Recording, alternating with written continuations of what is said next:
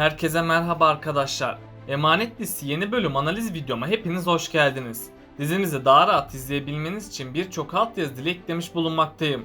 İstediğiniz altyazıyı videonun sağ altyazılar kısmından seçebilirsiniz. Lafı daha fazla uzatmadan dizimize geçelim. İkbal'in hain planları gerçekleşmesin diyorsanız, Yaman ve Seher'in mutlu bir hayat sürmesini istiyorsanız beğeni tuşuna basalım ve kaç kişi olduğumuzu gösterelim arkadaşlar. Seher hayatına yeni bir başlangıç yapmak için nasıl bir yol izleyecek? Yaman ve Seher'in arası ne zaman düzelecek? Yaman hatalarını telafi ederken nasıl bir yol izleyecek? Yaman ve Seher aşkı bitecek mi? İşte bütün sorularınıza cevap vereceğim arkadaşlar. Bu videoyu sonuna kadar izlemenizi tavsiye ederim. Emanet dizisinin yeni bölümünde Seher ve Yaman'ın hayatı artık eskisi gibi olmayacak. Çünkü Seher, Yaman'ın kendisine yaptığı hakaretlere dayanamayacak. Hatta Seher şimdiye kadar Yaman'ın tüm kötülüklerine katlandı. Seher Yusuf için bu olanlara sessiz kaldı. Ama sonradan Yaman Seher'i Yusuf'tan uzaklaştırdı. Seher de Yusuf'un bu olaylardan etkilendiğini fark etti. Bu yüzden Seher artık olaylara bir dur diyecek. Seher'in kararı Yusuf ile birlikte hayatlarına yeni bir başlangıç yapmak olacak. Çünkü Seher Yusuf için ölümü dahi göze alacak. Bu yüzden Seher korkusuz bir şekilde olaylara göğüs gerecek. Bu yolda Seher'in karşısına kim çıkarsa çıksın Seher asla pes etmeyecek. Hatta Seher Yusuf'u kimsenin bulamayacağı bir yere götürecek. Hatırlarsanız önceki bölümde Seher Adalet Hanım ile sohbet etmişti. Adalet Hanım bir akrabasının boşandıktan sonra çocuklarına sahip çıktığını söylemişti. Ayrıca Adalet Hanım Seher'e bunu yemek yaparak başardığını belirtti. Seher de bunu duyunca gereğini düşünmüştü. Seher bu yolda yalnız başına yürüyecek ve iyice düşünecek. Seher kimseden yardım almadan ayakları üzerinde duracak. Ama Yaman Seher'in bu planından haberdar değildir. Yaman bir an bile Seher'in yokluğunu kaldıramamaktadır. Çünkü Yaman Seher'in kendisini terk edeceğini sanıp korkmaktadır. Yaman bir gün Seher'in kendisini terk edip Selim ile kaçacağını sanmaktadır. Eğer Seher Yusuf ile kaçarsa Yaman çok sinirlenecek. Yaman Seher'in Selim ile kaçtığını sanıp çıldıracak.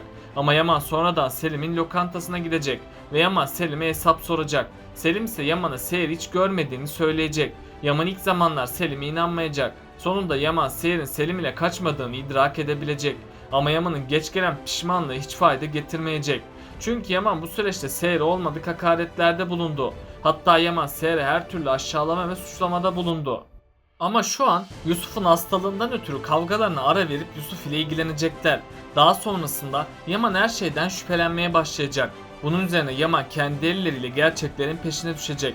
Ama Yaman hayatının ikinci bir şokunu yaşayacak. Çünkü Yaman tüm gerçeğe ulaşacak ve Yaman büyük bir üzüntüyle kendi canına kıymak isteyecek. Ama Yaman hatalarını telafi etmeden hayatını sonlandırmak istemeyecek. Bu defa Yaman'ın tek bir yaşam amacı olacak. Yaman'ın bu amacı Seher'den özür dileyip hatalarını telafi etmektir. Yaman Yusuf ve Seher'i her yerde arayacak. Ama ilk zamanlar Yaman onları hiçbir yerde bulamayacak.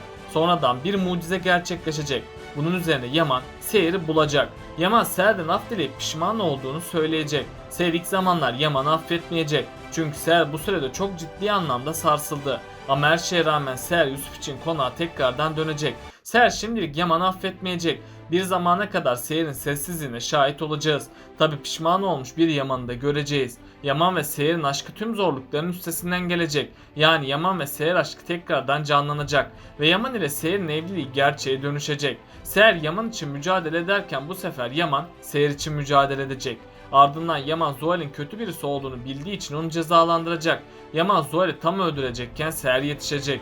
Bunun sonucunda da Seher Yaman'ı Zuhal'i affetmesini söyleyecek. Ama Yaman Zuhal'i kolundan tuttuğu gibi onu konaktan kovacak. Böylece tüm konaktakiler Zuhal belasından sonsuza kadar kurtulacak. İkbal gerçeklerin ortaya çıkmasıyla ne yapacağını bilemeyecek. Ama daha sonradan İkbal hamlelerini değiştirecek. İkbal gerçeklerin ortaya çıkmasıyla tüm suçu Zuhal'in üzerine yıkacak. Zuhal bu durumdan hiç hoşnut kalmasa da tüm suçu üstlenecek. Çünkü İkbal kendisi konaktan kovulursa beş parasız kalacağını bilmekte. Bu yüzden Zuhal tüm suçlamaları üstlenecek. Ama Zuhal tüm kötülüklerini dışarıdan devam ettirecek. İkbal de içeriden tüm kötülüklerini yapmaya başlayacak. Yani İkbal konakta kalmayı sürdürecek. Çünkü Yaman İkbal'in gerçek yüzünü görmesini istemeyecek.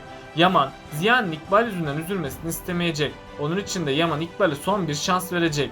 İkbal de tüm kötülüklerini gizliden gizliye devam ettirecek. İkbal önümüzdeki bölümde Zuhal'in acısını Seher'den çıkaracak. İkbal kötülüklerini gizliden yapmaya devam edecek. İkbal'in gerçek yüzünü de Bahçıvan ortaya çıkaracak. Seher konaktaki Bahçıvan ile çok iyi bir dost olacak. Bahçıvan da İkbal'in tüm kötülüklerine şahit olacak. Büyük ihtimalle İkbal Seher'e tam zarar verecekken bir mucize olacak. Konuşmayan bahçıvan sonunda konuşmaya başlayacak.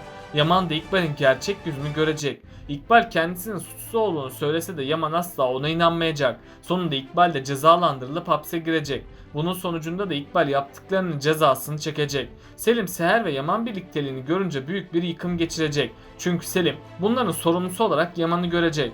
Bu yüzden Selim Yaman'ı öldürmeye çalışacak. Selim bu planlarında başarısız kalacak. Çünkü Selim Yaman'a bir zarar veremeyecek. Ama bu planlar Selim'in sonunu getirecek. Çünkü Yaman Selim hayatlarından uzaklaştırıp ona gereken cezayı verecek. Selim buna dayanamayacak. Bunun üzerine Selim intihar edecek. Yani Selim de ölerek diziye veda edecek. Ziya ise yakında iyileşecek. İkbal'in hapse girmesiyle Ziya gün geçtikçe iyileşmeye başlayacak. Seher'in çabaları sonucu Ziya korkularını yenecek. Yaman ve Ali'nin kardeş olduğu yakında ortaya çıkacak. Çünkü Arif Baba Ali ve Yaman'ın karşı karşıya kaldığını görecek. Ve Arif Baba Yaman ve Ali'nin kardeş olduğunu söyleyecek. İlk zamanlar ikisi de bu gerçeğe inanmak istemeyecek. Ama sonradan tüm gerçeklere inanmak zorunda kalacaklar. Çünkü Yaman araştırmaları sonucu bu gerçeğe ulaşacak. Yaman gerçeğe ulaşsa da Ali'yi kabullenmeyecek. Çünkü Yaman tüm sorunlarından Ali'yi sorumlu görecek. Bunun sonucunda da Yaman Ali'yi kardeşi olarak benimsemeyecek. Ama sonradan Seher'in desteğiyle Yaman Ali'yi benimseyecek. Yaman da bu sayede geçmişin ağır yükünden kurtulmuş olacak. Kiraz ve Ali bundan sonra birbirlerine daha fazla değer verecek. Çünkü Ali Kirazsız yapamayacağını fark edecek. Kiraz da Ali ile birlikte hayatının anlamlı olduğunu anlayacak. Çiftimizin bazı şeylerin farkına varmasıyla onların hayatı da değişecek. Çünkü artık hiçbir şey eskisi gibi olmayacak. Bundan sonra Ali ve Kiraz sevgili olacaklar. Ama Sultan Ala ilk zamanlar Kiraz ve Ali birlikteliğine karşı çıkacak. Sultan Ala Osman amcanın ölümünden Kiraz'ı sorumlu görmektedir. Bu yüzden Kiraz ve Ali'nin kavuşmasına izin vermeyecek. Sonradan Sultan Ala Kiraz'ı davranışlarından dolayı pişman olacak. Bunun üzerine Kiraz ve Ali birlikteliğinin önündeki engelde kalmış olacak. Yani Ali ve Kiraz birlikteliği tüm heyecanıyla devam edecek. Neslihan ise Bora'ya aşık oldu. Bu yüzden Neslihan Bora'ya güvenmeye devam edecek. Eğer Neslihan Bora'ya güvenmeye devam ederse bu onun sonu olacak. Çünkü Bora Neslihan'a unutamayacağı bir ders verecek. Neslihan ise bu yaşadıklarını kaldıramayıp ciddi bir travma yaşayacak. Fırat ise Neslihan'ın en zor zamanlarında onun yanında olacak. Hatta Fırat Neslihan'ı asla yalnız bırakmayacak. Sonradan Fırat Neslihan aşkını itiraf edecek. Neslihan da zamanla Fırat'tan hoşlanacak. Neslihan, Fırat'ın kendi hayatına girmesiyle şanslı olduğunu düşünecek.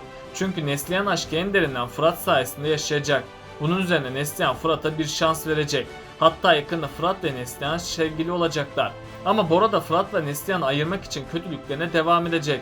Çünkü Bora, Neslihan'a yaptıklarından dolayı pişman olacak. Bu sefer Bora, Neslihan'ı kazanabilmek için çabalayacak. Neslihan ise artık Bora'ya güvenmeyecek. Yani Neslihan, Fırat'a bir şans verecek. Bora da buna iyice sinirlenecek ve Bora Neslihan ve Fırat aşkının önünde ciddi bir engel oluşturacak. Bora amaçlarına ulaşamayacak. Çünkü Neslihan ve Fırat tüm zorlukların üstesinden gelecek. Peki sizce Seher Yaman'ı affetmeli mi yoksa onu hayatından çıkarmalı mı? Aşağıda yorumlarınızı bekliyor olacağım. Böylelikle bu bölümün de sonuna geldik arkadaşlar. Daha çok video için abone olmayı, beğeni atmayı ve bildirimleri de açıp yorumlarınızı atmayı unutmayın arkadaşlar. Tekrardan görüşmek üzere. Kendinize çok iyi bakın.